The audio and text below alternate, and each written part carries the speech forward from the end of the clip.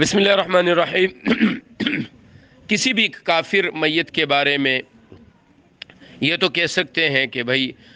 جو انسان حالت کفر میں گیا ہے اس کے لیے جنت کا وعدہ نہیں کیا جا سکتا، اس کے لیے مغفرت کی دعا نہیں کی جا سکتی۔ باقی اس کو برا بلا اس طرح سے کہا جائے کہ اس کے زندوں کو تکلیف ہو، یہ بات شریعت میں منع کی گئی ہے کہ لا تسبوا الاموات فیؤذی احیانا، کہ حضور صلی اللہ علیہ وسلم نے ان کافروں کو بھی برا بلا کہنے سے منع فرمایا کہ جن کے مسلمان رشتہ دار تھے، کہ ان مردوں کو جب تم برا بلا کہو گے تو ان کے زندوں کو تکلیف ہوگی۔ اب جب مسلمان مردے ہیں ان کے بارے میں یہ بات ہے کہ ایک مسلمان مردہ ایسا ہے جس نے زندگی بدعات پہ گزاری اور اس نے ساری زندگی اللہ کی نافرمانی کی چیزوں کو ترویج دی، اور لوگ اس کے مرنے کے بعد بھی اس عمل کو جاری رکھیں گے، اس کی وجہ سے وہ بدعات اس کے نام سے موسوم رہے گی۔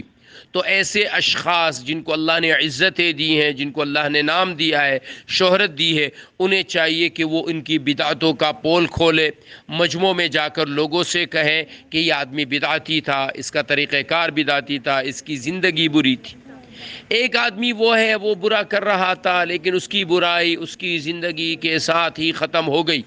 اب ایسے آدمی کے بارے میں یہ یقین ہے کہ اب اس کی برائی آگے پھیلے گی نہیں، یہ کسی شر کا راستہ نہیں بنے گا۔ تو ایسے آدمی کے بارے میں حضور صلی اللہ علیہ وسلم نے فرمایا کہ مردوں کی برائی سے چپ ہو جاؤ، فَإِنَّهُ أَفْضَوْا،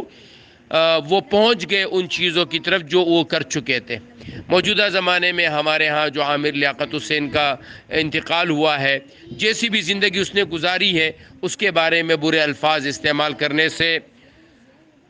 خاموش رہنا چاہیے، اس لیے کہ اگر وہ غلطیاں کر بھی چکا تھا تو وہ غلطیاں اس کے ساتھ دفن ہو گئی، وہ غلطیاں آگے نہیں چلے گی۔